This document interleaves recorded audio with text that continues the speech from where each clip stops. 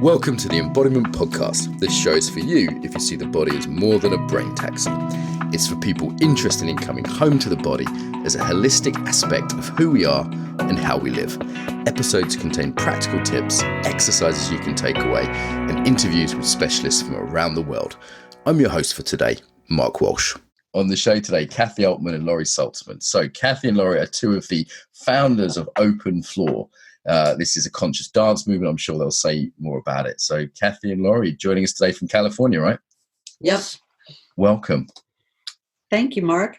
So let's start with sort of brief version of your stories. How did you get interested in the body? Well, I guess for me, it would be, how did I get interested in the body in a different way than what I was used to? For me, myself, I was always extremely physical, but mostly in an athletic way. Anything that had to do with moving my body in time and space and playing, I was in my whole life. And in fact, my sister was taking ballet lessons when she was a little girl, and she's 3 years older than me, and she really took to it and was a beautiful little dancer. And my parents said, well, when you get to be 5, you can go too. And I was all excited to be a ballerina. And the French teacher who ran the ballet school took one look at me, and she said after 5 minutes, oh, no, she goes into gymnastics. So that was the end of my early dance career. But then in my late 20s, I stepped onto a dance floor with Gabrielle Roth, and the rest is complete history. I said, I just realized what I'm going to be doing for the rest of my life. It was very plain and simple. So that's Gabrielle Roth, the founder of Fire Rhythms, which many listeners will know as one of the most well-known forms of conscious dance. What was it in that moment? So I'm trying to imagine you're there. You're not so much doing this kind of thing. You step on the floor. Was it just a feeling, an intuition? Was it this feeling of coming home? What was it? All of the above. All of the above. It literally was, just a visceral and emotional sense that this was so profound an activity to be doing that I wanted to do it as much as I possibly could.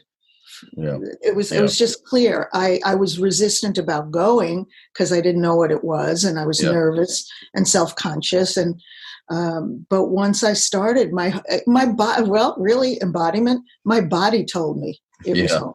Yeah. My body just said, "This is it." I had the same feeling when first time I went onto an Aikido mat. I had this weird, like, what am I getting into? Resistance. And for dance, I think that's so there. And then on the mat, just going, oh, okay, I'm going to be spending a lot of time doing this for the next few years. There you have it. There you had it. It was not a thought. It was literally a physical knowing, which is fitting given what it is to teach about physical knowing. Yeah. Mm-hmm. And I think that's not a weird experience. Like, so many people have that when they fall in love, for example, or they find a hobby. It's just that sense of rightness, isn't it? That we get that. And that I sometimes look at practice very cognitively, and who should do what and what helps. So there is that falling in love with something that from that media from the moment. Yes, that's exactly what it was. And I understand your beginnings were a little bit different, Kathy. My beginnings were all about dance. My mother was a ballerina, and so I was introduced to dance very early on. They used to call dance without steps when I was first growing up, interpretive dance. Uh-huh. And so I was enrolled in interpretive dance. And, Laurie has heard this many, many times, but I will say it for the record. We had a performance at the end. I must have been, 4 or 5 years old. And there was a circle, and you had to do a little interpretive dance, and then you had to say your name. And I got carried away with my interpretive dance, and I said somebody else's name. I don't even remember who, right? And everyone laughed. And so, of course, I went to shame because I did it wrong. but I've never really forgotten the experience of getting lost in my movement and found in my movement in a certain way. Not really lost, like I had no idea, but the dance was taking me. I wasn't taking the dance anywhere. And that really stayed with me, even though my background is I've studied almost every form of dance, from Afro-Caribbean to ballet to modern to jazz to all kinds of different dance practices with different teachers who studied, Jose Lamon's technique or Merce Cunningham's technique. But I never felt proficient in any one of those. I studied them for years.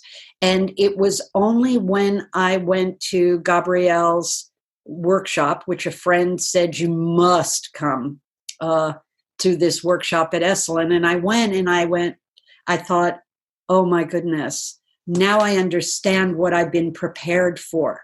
Not preparing, but prepared. My body was quite intelligent. I knew how to balance and pivot and stretch and such, but I didn't know that I could make up my own steps and that they would be guided from the inside rather than dictated from the outside. The choreography was going in the right direction for me.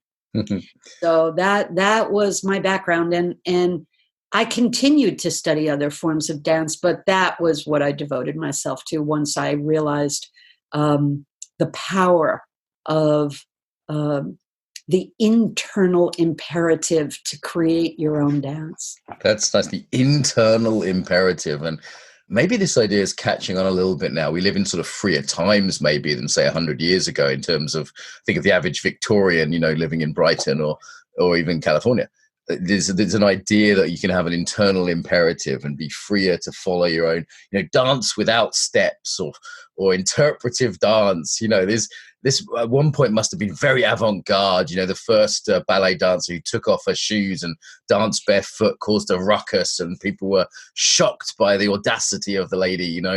And now it's kind of getting a little bit more accepted as an idea, isn't it? That we're not in that ballet era anymore. Well, I want to just counterbalance that for a minute. So, all props to Isadora Duncan, who threw her shoes off and threw herself across the stage. And I'm sure there were many others. But this is not new. This is ancient. And, in the Wiccan tradition, they danced under the moonlight. And the Beltane fires, and there is some ancient tradition where there were no steps to follow, and they were finding the connection between the spirit that lives within and the spirit that lives without.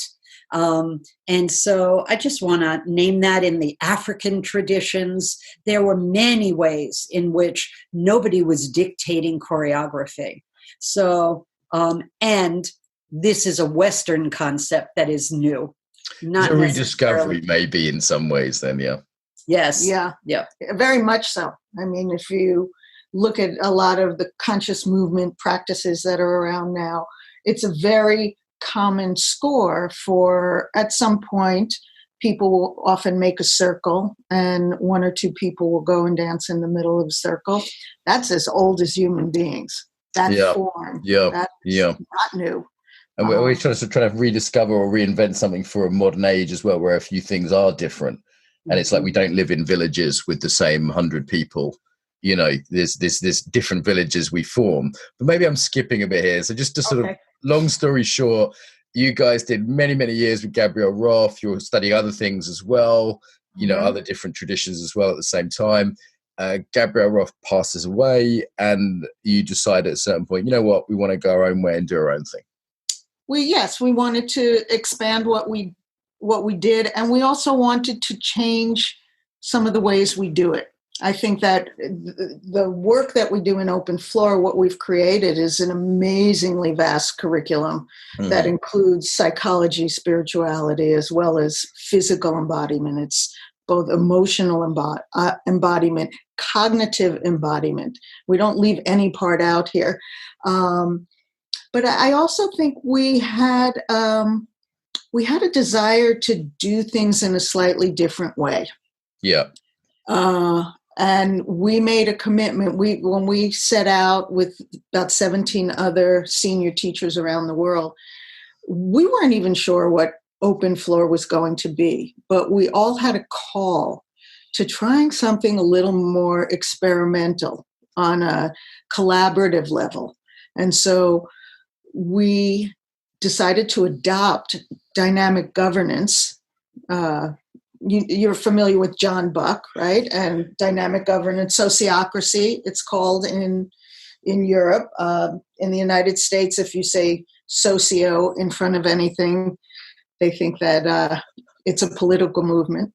So it's dynamic governance here in the States. Yeah. And it basically means that this is a completely transparent, flat hierarchy, co-creative process. And we all had to get trained. We spent days and days and hours, and we're still getting trained because it becomes a very subtle and powerful tool as you go. If you do it wrong, it can be awfully time consuming. And if you do it right, it's beyond brilliant how much you get done and how much more creative it is.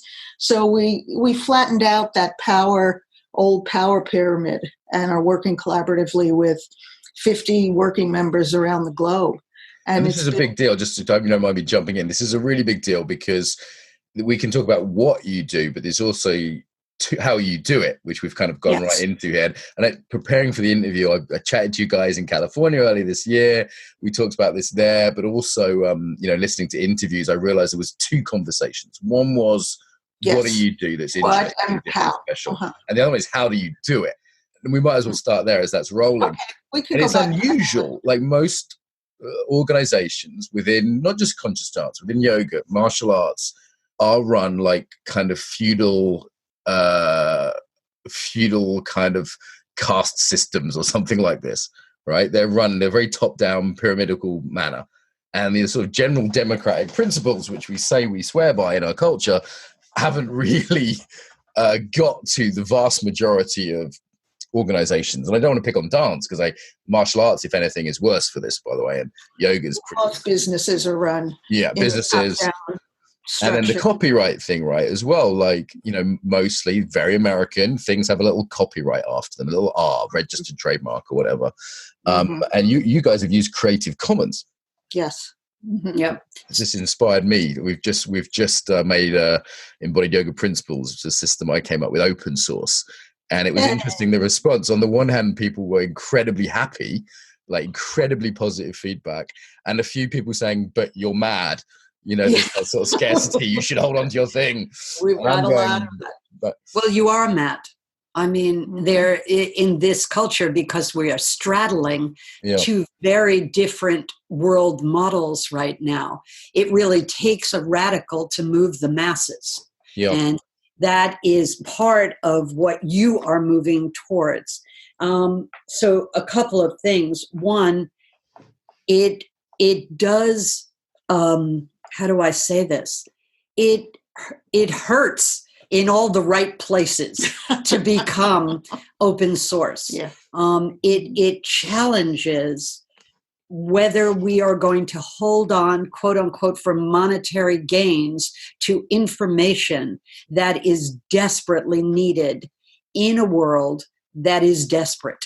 Yeah. And so we did decide that we would give away our content, and in the hopes that if people feel moved by what we offer and have created, if people feel challenged by how the hell do I ever do this, they will then come back to us and say, train me, teach me, educate me, learn me, school me.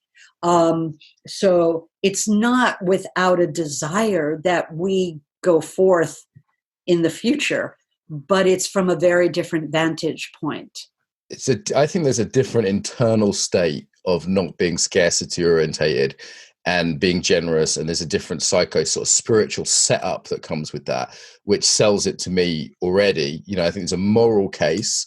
That's the psychological case. There's a moral case, like, as you say, work that's desperately needed. Let's put it out there. But there's also a marketing case for this. My prediction is you guys will be the biggest conscious dance organization in the world within the next 20 years.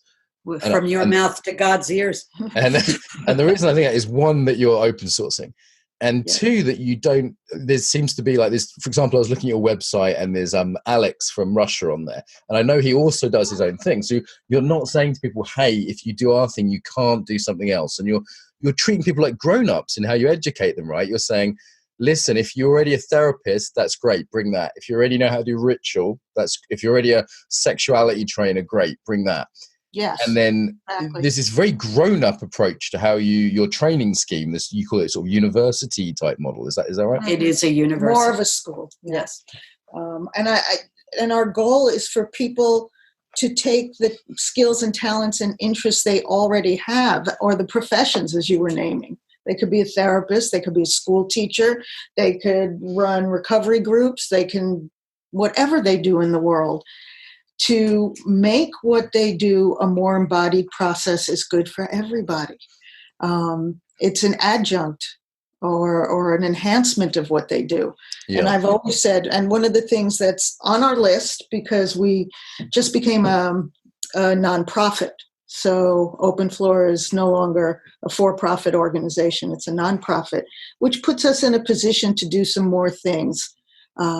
And one of my hopes is that we are going to develop a school curriculum, a curriculum where we just train school teachers how to do open floor in their classrooms. And these are not people who want to go out and start a big bash dance thing in their community. Right. They want to be better school teachers. They want to serve their kids in another way. And I've said this one a million times, but a dream that we've both carried for many, many years, way before open floor, is, wouldn't it be great if school teachers were trained that when things were getting antsy or the kids couldn't sit still and focus, the teacher would say, okay, push the chairs back. We need a half hour of open floor here. Right. Or just as normal phys ed class, it could be an alternative to sports. Exactly. For many children who don't like sports. Right. Mm-hmm. Right. So that is, that's part of the fantasy, but I see that in lots of professions. How do we make this accessible for people who already are in the helping or teaching professions? Not just people who are going to go out and do dance classes and workshops. I'd like to say a couple of things just to tag on here. Is that okay, Mark? Sure. So one is, you said, it's a moral imperative to do things in the way that we're doing them and to move away from that, it's mine. I think that I want to make sure that people know you could feel one way and still act another. Mm-hmm. That you could feel tight and worried and wonder if your strategy is really going to work in this way, and still take action for the greater good. Mm-hmm. And I don't think that one has to happen in order. I struggle with it all the time. Oh my goodness, they're just going to take, my 50 years of work. Yes, they are. Yes, they are. People are going to do that anyway. You can't. Yes, that's the whole point. So the only difference is you'll still have a good relationship with those people. That's so A, that feels better. And B, that they'll keep coming to your stuff in the future. And for me as a teacher, I give away a lot on the internet, a lot. And some people say, but should you give away all your best stuff on YouTube and the podcasts? Shouldn't you hold some back? And I'm like, no, because people listen to it and then they come to me anyway. And I'm not trying to police them and control them in that way. The relationship's maintained. So it's actually a really good business strategy, as well as fitting in line with kind of how I like to look at the world. Yes. Well, a lot of people like you, your experience, Mark, so many of our friends who are well-established professionals and business people at this stage of their life, they said, you're doing what? You're just giving it away in that way? There's nothing in it for you, kind of thing.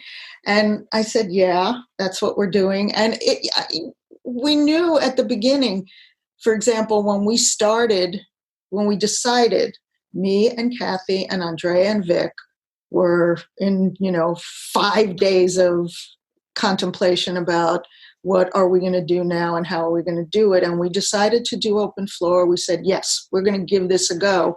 We had a toast to the sunset. They live in this most beautiful home on the mountain in Big Sur, looking at the sunset, having a toast, and the opening, and it was completely spontaneous. Nobody choreographed this.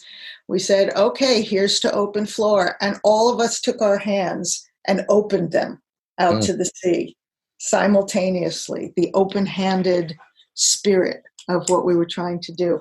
So I figured this could be, a crazy failure, swimming against the tide of the major culture. But I will be glad to have dug a little bit of a trail for someone else to try again. Yeah. And you're still here, right? Like, I mean, and I'm still here. Oh, how many years has it been now? I mean, this isn't going to be 6 years soon. Yeah. Yeah. So it's like, most businesses, they say if they survive the first 5 years, you're probably going to survive the next 20. And in terms of how businesses run, most businesses fail in the first year. Another big portion fail within the first 3 years. If you do 5 years, you're a pretty good bet for the next 20. So like, that's how it works with businesses. And I think it's pretty sure with most things. So let's come back to this university model and say, yes, there's the open sourcing, in California around technology and stuff. This is pretty common actually now. It is catching on in other sectors. We're a bit behind, I think, in embodiment in some ways. But there's also this idea that it's not cookie cutter, right? You're not trying to make teachers who are little Lauries and Kathys, a little Andreas, a little Vics. Like heaven forbid. Yeah. In fact, what we are hearing from many of our teachers and many of teachers of other disciplines, they are not just a teacher of embodiment. They're a teacher of many things. Some of them are massage therapists. Some of them are psychotherapists. Some of them are artists. And people in this day and age, they don't want to be so pigeonholed into one discipline. Their business card is more generic. Here's my name, as opposed to here's my title. So our work is to enhance what already exists, not to develop this brand new concept of what it means to be an open floor teacher. We still have that, and we will have that, but all our principles are ancient and tried. There's nothing new. It is synthesized. That's what a university does. It synthesizes information and gives you the latest and most current thoughts on that process. Nice. So it's not just a mess. There's an actual synthesis there. And there's a certain remixing. I know you like this YouTube video of the everything's a remix. I've heard you talk about that. And there's also standards though, right? So for example, if someone's already a therapist, they can train in a piece of open floor that means they can deliver things that are that they wouldn't be able to deliver if they weren't a therapist. So there's still standards here. It's not just like, I can start doing whatever the hell I want and calling it this. Right. So a therapist is a licensed professional. Mm-hmm. So, they have their own standards. We're not creating the standards for them. They already bow to a higher authority in terms of their licensure. And I guess the fear here, so one fear for people is running anything is like, I've got to control it. It's all about control because I make money. So that's one fear we've already spoke to, and actually the fallacy of that, I would say as well. But there's another one which is standard. So like, what do you do if, like, for example, I'm not a conscious dance teacher. Let's just say I decide to call myself that. And I start doing, I say, hey, I've been to a few fire rhythms classes. I interviewed Laurie and Kathy. I'm going to start an open floor class and start calling it that.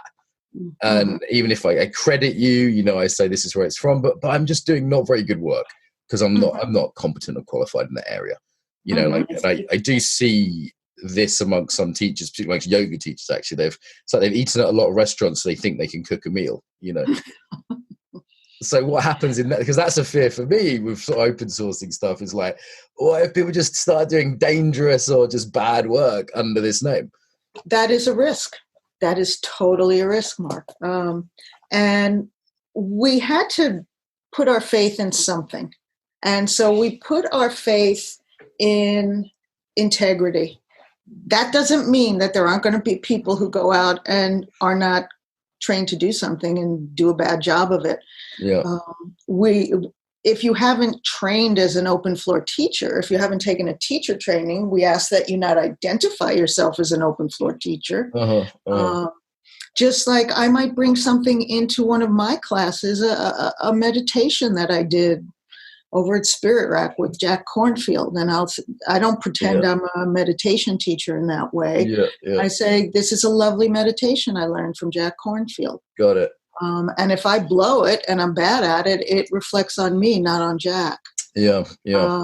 And so we decided that what were we going to put our faith in? And we decided to put it in integrity. And it's not going to be 100% foolproof. And we know that. It's not even foolproof if you train people. That's right. I mean, let's be honest. I mean, I have an 80-20 rule. Right.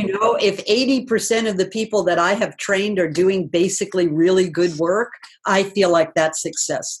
Beyond success. Yes, actually. The other piece is you can have a measure, if you're talking about control, you can have a measure of control by what you put out on your own internet sites. So, for example, we would only list teachers that have been trained by us. So if somebody likes open floor and they want to find somebody, there'll be a list of who has done some rigorous work in our arena.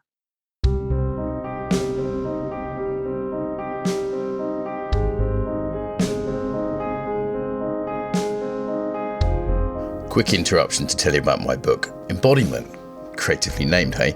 Actually, Embodiment Moving Beyond Mindfulness. You can find this online at theembodimentbook.com. That's theembodimentbook.com. So this book is an introduction to the whole field. If you like these interviews, you'll probably love this book. Funny stuff, poems, personal stories from my life, illustrating what embodiment's all about, and loads for professionals in the field too. Top teaching tips, language tips, that kind of thing. Yeah, a real condensation of everything I've learned about embodiment, basically. So you can get pre-orders at Amazon.com, and if you just put in Embodiment Moving Beyond Mindfulness, that's the name of the book, or go to theembodimentbook.com. On there, you'll see quotes from various teachers, a bunch of fun illustrations, and you can also get the first chapter completely free online at theembodimentbook.com. Enjoy, and back to the interview.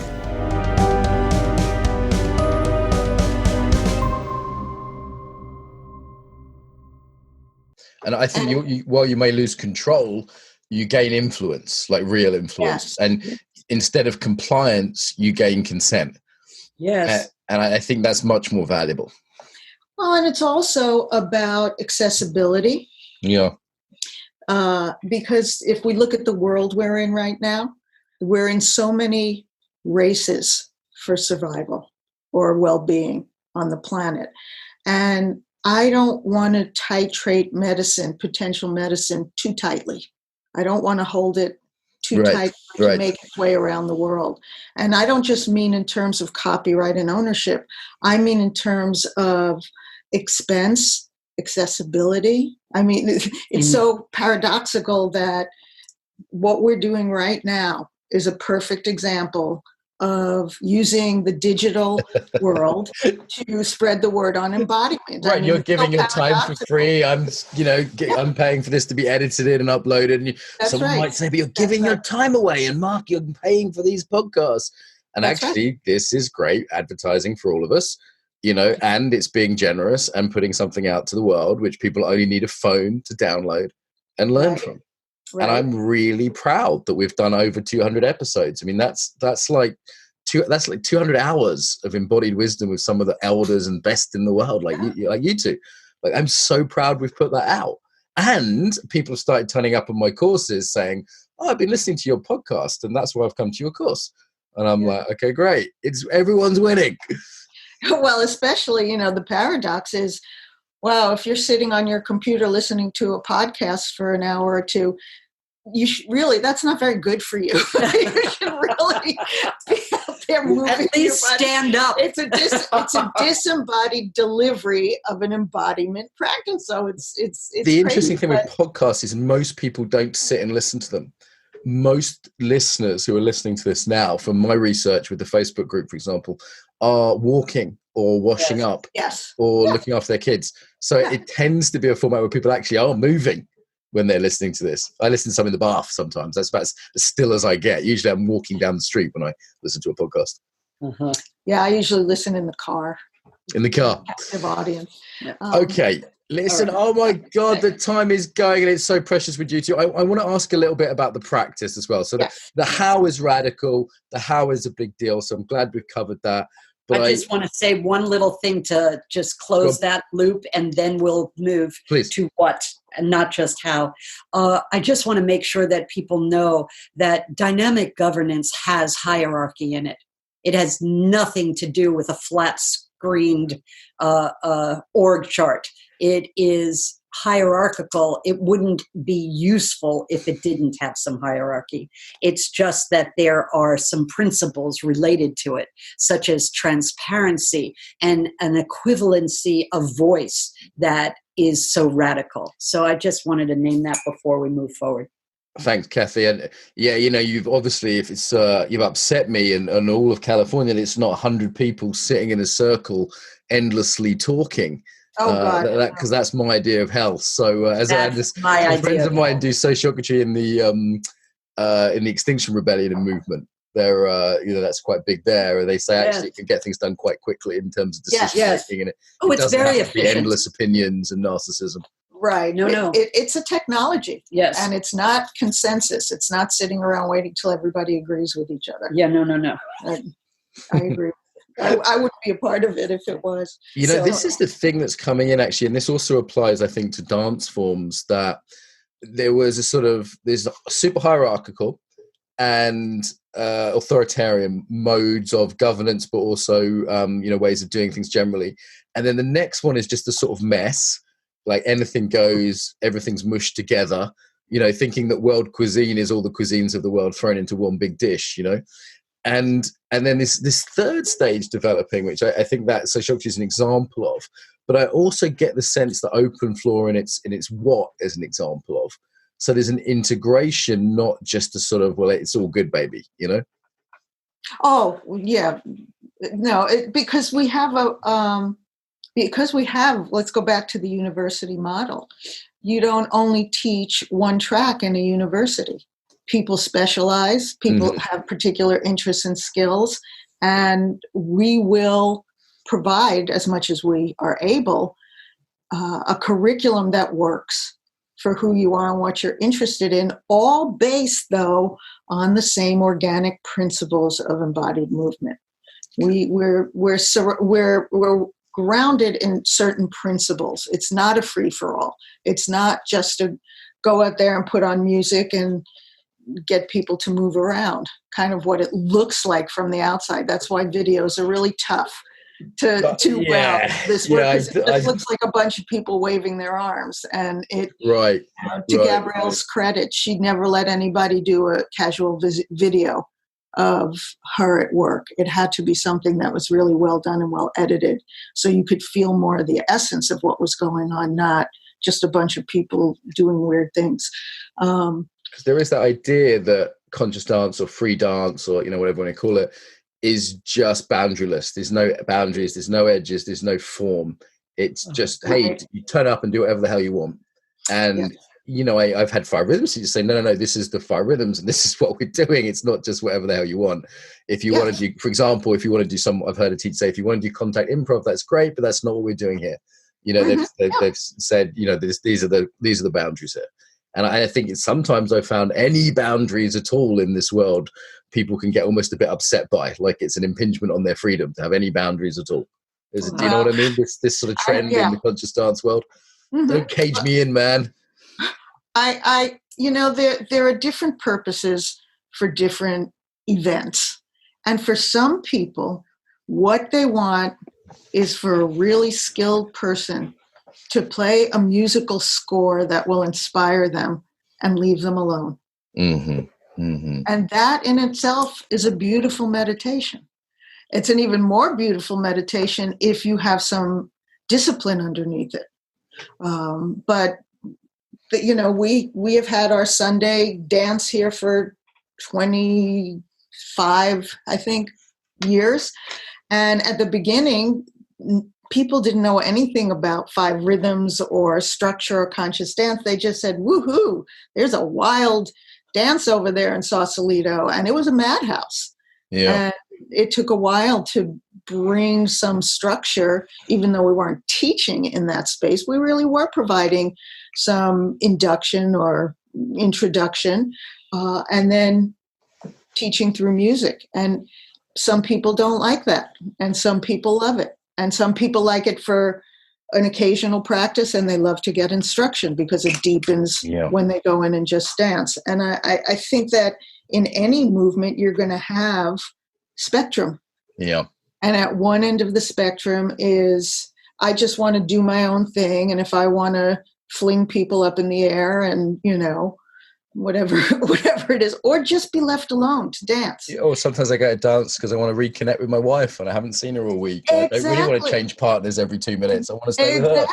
Exactly. And your friends are there and this is your community and you get to move around and be with who you care to be with and be spontaneous. That is beautiful.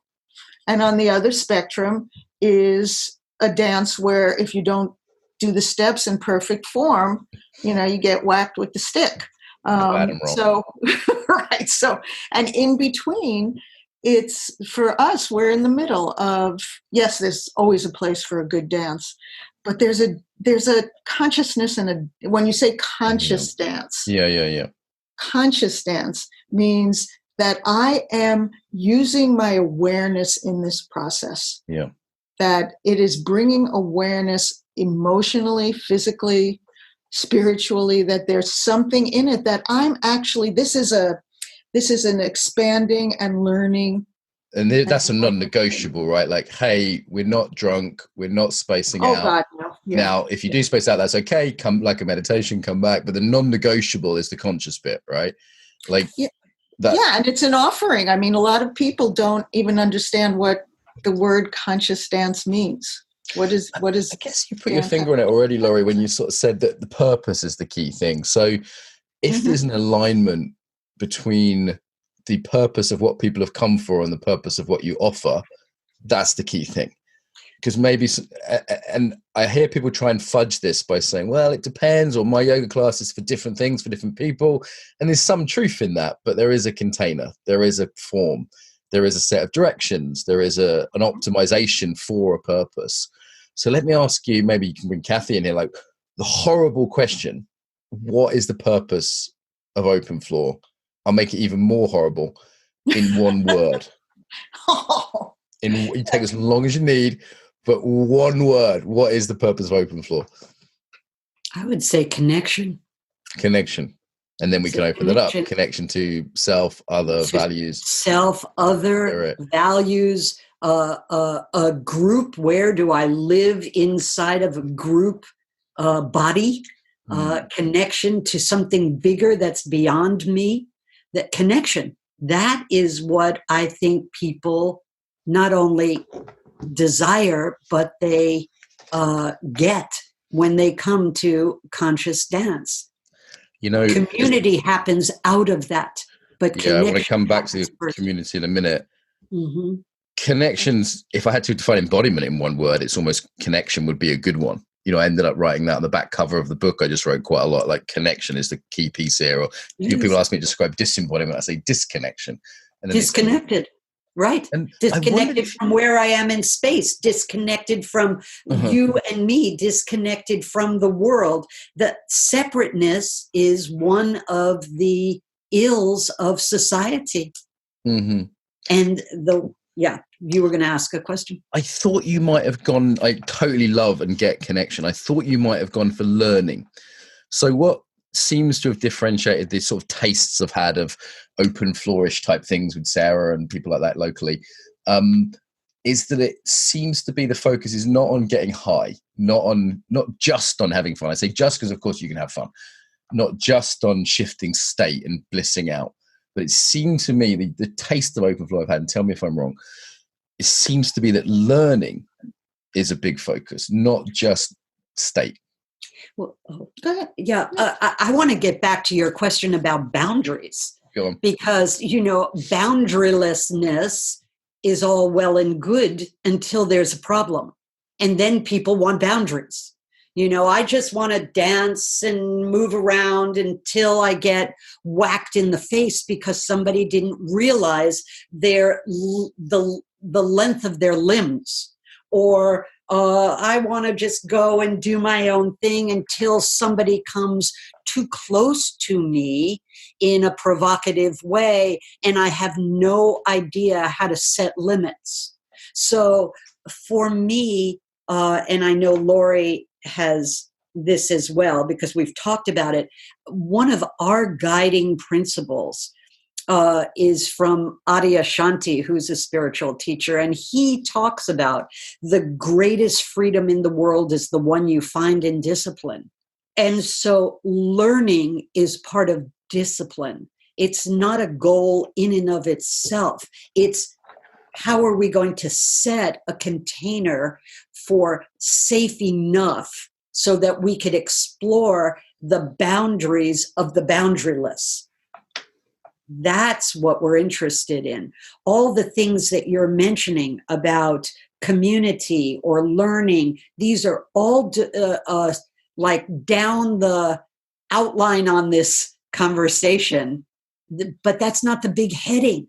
The big heading in the outline is how do I connect and where do I disconnect? Where is the hose inside of me or the flute or whatever you want to call it? Where is it open and where is it kinked and tight? That's what we're interested in investigating, not learning for learning's sake. I don't need to teach anybody anything if it's already there. What I'm interested in is give yourself your own prescription. Where are you not fluid? Where are you not fixed in a good way? Where are your boundaries too fluid? Where are your boundaries so tight that you don't allow in something that actually could be life-changing? So, no, I would definitely go with something more meta. Yeah, let me Please add on to back to Adyashanti. One of the things I learned from him is to recognize there's no freedom from, there's only freedom to. And I call it a young, sometimes a young view of freedom is that I could do whatever I want whenever I want to do it. Sure, that's teenage view, and America's Nobody often had tells that me teenage vibe, hasn't it? Right. But then when we talk about this is a learning practice and a connection practice and a how is humanity going to survive practice, am I free to weep? Am I free to get pissed off if somebody crosses my boundary?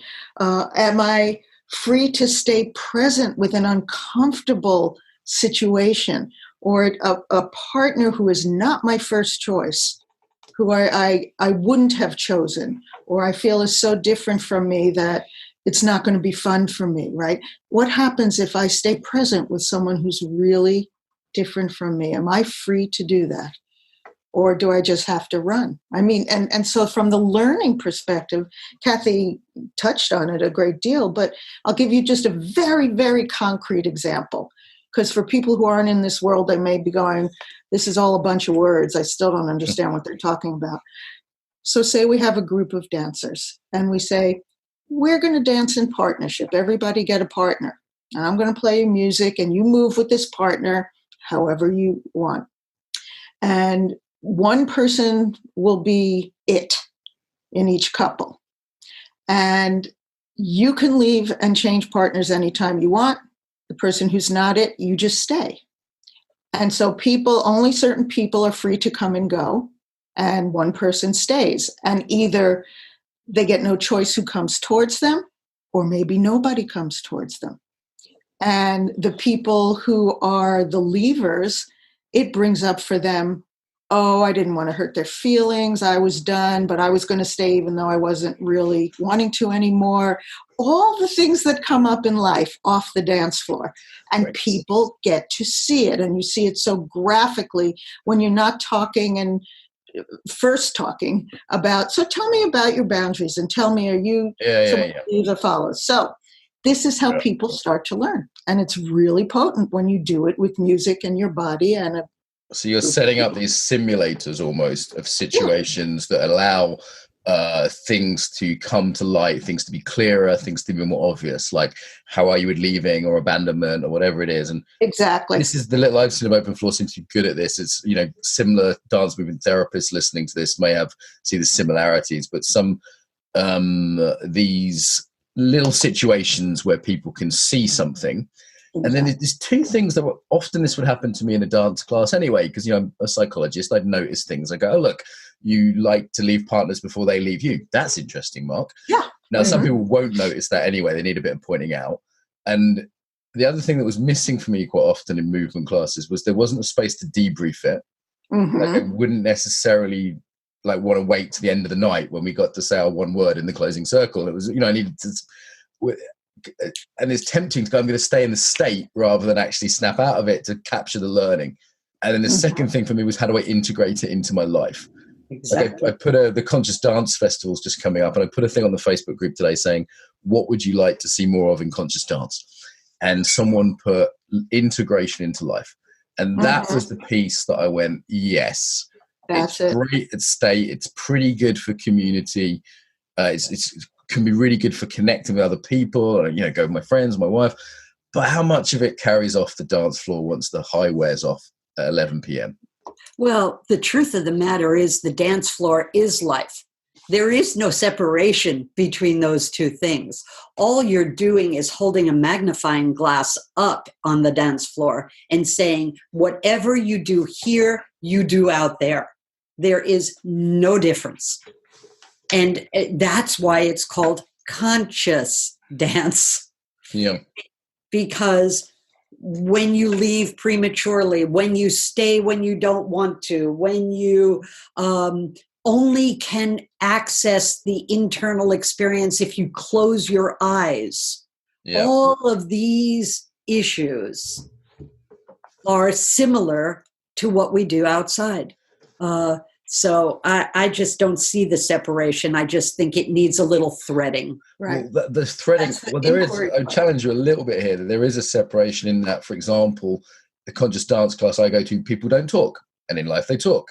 And there's beautiful music. And there's a certain way of interacting. And once you've paid to get in, there's no financial exchange. And there is a number of ways it's really quite different from normal life, which is the beauty of it, right? I get to shut up for 2 hours.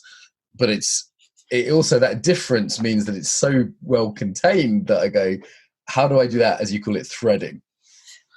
Well, you know, we've been at the conscious part of conscious dance for enough decades.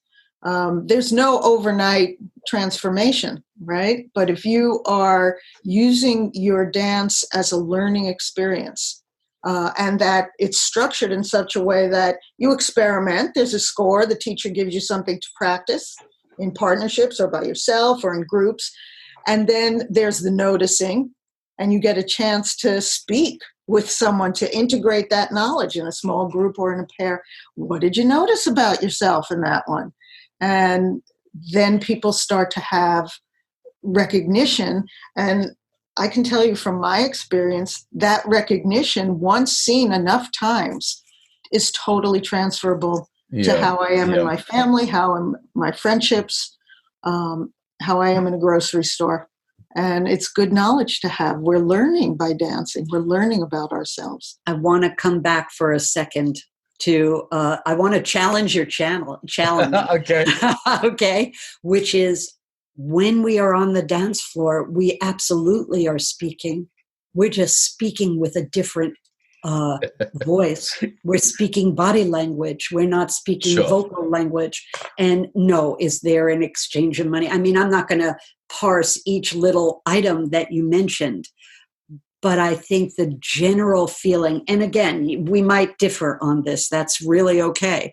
But the general feeling for me is, as on the dance floor, so in life. I see it. Generally, constantly. yes, it's a microcosm, right? Yeah, Like it is a I'm microcosm. not fighting your general principle here. Your general principle makes total sense to me. And I like the fact that it seems an open floor. There's a little bit more intricative practice and debriefs, and there's a certain sacrifice of bliss at times for the learning. And I applaud that move. Can I read a few things out from your website? Because we need to wrap up, and I know you're on a time frame here. Go ahead. So many great things, and listeners, like the scope of it is so huge. Like encounter, therapeutic investigation, libido, an embodied exploration of sexuality, intimacy, and life force, art in motion, build creative intelligence through dance, writing, theatre, and visual arts. Like that's just a hugely great scope. Classes that, as you say, might be more about community or just having a nice time, right up to sort of longer workshops, which are, deeply therapeutic in nature. And I was also looking at, I'd recommend for people to look at the fundamentals part of your website. It's openfloor.org, by the way, for listeners, openfloor.org. And on there, there's all these different models. I want to interview you for another hour just on the relational hungers. Solitude, belonging, spirit. Like that's at least an hour-long interview right there. It is. You're absolutely right. Reschedule. We'll do it. You know what? Do you want to do another one? I very rarely get people back, but you two are elders, and I love you a bit as well. So I'd love to talk about these models maybe in the next time we talk. Yeah. The movement cycle. Just on the website, there's enough that made me have about 100 questions I haven't yet asked you guys. Well, ask us one. What is the most fundamental model that you use that you think isn't obvious to people? If, say, 5 Rhythms would say the 5 Rhythms, right? Or Adam Barley's got his great mathematical models. Yes. Is there some model that you go, you know what, this just really gives insight into humanity, and it's not immediately obvious? I said you could ask. It didn't mean that we were going to answer. I tell you what, you can always, if you're willing to come back, we could always do another hour, and you can come prepared for that one. I threw that out one. Well, I think the most fundamental thing that mimics life the most closely, I mean, it's all about life. We didn't make anything up. We're just looking at life and saying, how do you bring more awareness and joy and passion and awareness to what's happening and yourself?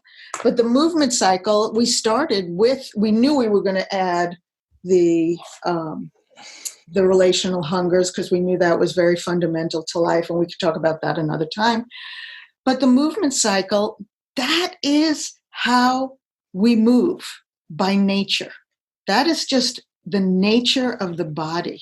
And you can see it everywhere you look, and in any discipline, pretty much, any physical discipline, that we start with open awareness. We're not doing anything in particular. We're walking in the door. There's soft music playing often. It doesn't start out, banging. It's an attention, open attention. Open attention, sorry. Yeah. Open attention.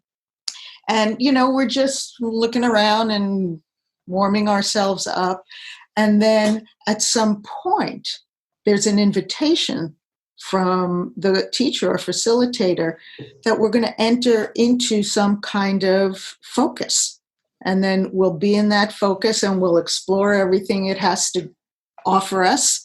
And then we will settle and we will rest. And I think that one of the things, and then we do it again in another way. And we do it again in another way. You're doing it when you walk into your office in the morning. You're just having your coffee. Your attention is in, what's here today? What's in my box? Let me look at this. And then you decide to enter a task, and you pour yourself into it and go fully into it, whatever you have to do. Explore it. Yeah. Unpack it. Right. Go into the little corners of it, and then you settle. And I think that it's the pause, it's the rest, it's the integration, it's the cleanup, it's the letting go of what you were doing so that you move to the next thing. And that's the settle is really one of the things that gets left out of life, probably most often. Where's the settling? We go from being all activated and running around to the next thing we're going to run around. Right. So it's just a mimicking of what is a natural, healthy movement. And I do want to just say that in the settling is not always quiet. Mm-hmm. Settling, and I think that people feel bad about themselves if they can't quiet down. Nice. I think I want to break that mold a tad. It doesn't have to be a peaceful lying on dying blissed out end. Can I just be with what is right now? Can I actually put a period at whatever sentence I'm completing? This has been great. And I would encourage listeners, whenever they listen to one of these podcasts, to digest it, to settle, to not just at the end of a podcast, play another podcast or have a little walk afterwards or talk to a friend afterwards, that integration, even listening to a podcast, it needs that digesting a little bit, or else sometimes I listen to a podcast back and it's like, oh, did I listen to this already? And it's like, yeah, you just didn't digest it the first time, Right. So you've inspired me to get my ass to a workshop. So I'm thinking maybe Findhorn with Deborah, who we had on. If listeners have got another, we had Deborah J. Lewin on, and I'll put on some notes, some other teachers we've had on aligned maybe with this one. That with the podcast would be Deborah J. Lewin on owning the dance. Actually, it's been very popular, so I'd point that one out to people. Your website says he's a great teacher. Yeah, as are so many. Yes, and we will be in Europe next year. Yes. There's various other things going on in Europe and big things in Amsterdam and various other places. There's a whole calendar there, and I can see Sarah Davies locally in Forest Row. So shout out to Sarah, because I've done class with her a fair few times when she's came in as a supply dance teacher, as it were, for my regular class. So hello to Sarah. So it's openfloor.org if people want to find out more. And final closing message. Oh. Thank you for your good work in the world, Mark. The world needs more of connection, community, some goodness that people can rest in. So thank you for bringing us on and promoting this idea that we are more than ourselves. And that all of this fancy words that we've been using and these intellectual concepts, which don't always translate so well over the wires, is really about, can we move the things that are in the way of us loving each other? Can we get them to move? And that's what we're really doing, if I had to say it in a sentence. Some ways to get more, to give back, and to get more involved now. So the biggest request I have would be to share the podcast with your friends, people that you think would really enjoy it. Email it to them, put it on your social media, tell them about it, old school. Really appreciate that. Equally, if you want to support us financially, you can go to Patreon. That's patreon.com/embodiment podcast and give us $1 an episode. And I'd say they're well worth $1. So that's less than £1 if you're in UK-ish. So please go there. On the embodifacilitator.com website is where this is hosted. If most people I think listen to for iTunes. iTunes, we'd certainly appreciate a review. The way iTunes works means that a review means more people will find it. iTunes regards it as more important for searches. So even a couple of sentences review really does help as a little thank you to us. And if you want to go to embodifacilitator.com, you can see the actual links to the sites. There's comments on there. The Facebook group tends to be where people discuss things. So if you go to put in the Embodiment podcast into Facebook, there's a page which is relatively quiet and a group which does have some discussion on. So I will reply to things personally there. So also on embodifacilitator.com website, there's all sorts of freebies there. There's videos, there's free ebooks, there's ebooks you can buy. And of course, there's our newsletter list. If you want to stay in touch and learn about things like the Embodied Facilitator course and our next Embodied Yoga Principles teacher training, then go to that website and you'll see a little pop-up and you can get the newsletter through there. Okay, so I think they're the main ones. Tell your friends, pay us some money on Patreon, give us a review on iTunes, send us your email if you want to be on the newsletter list, and get involved on the Facebook there. Bit long. Pick whatever you like that works for you. Until next time, welcome home to the body.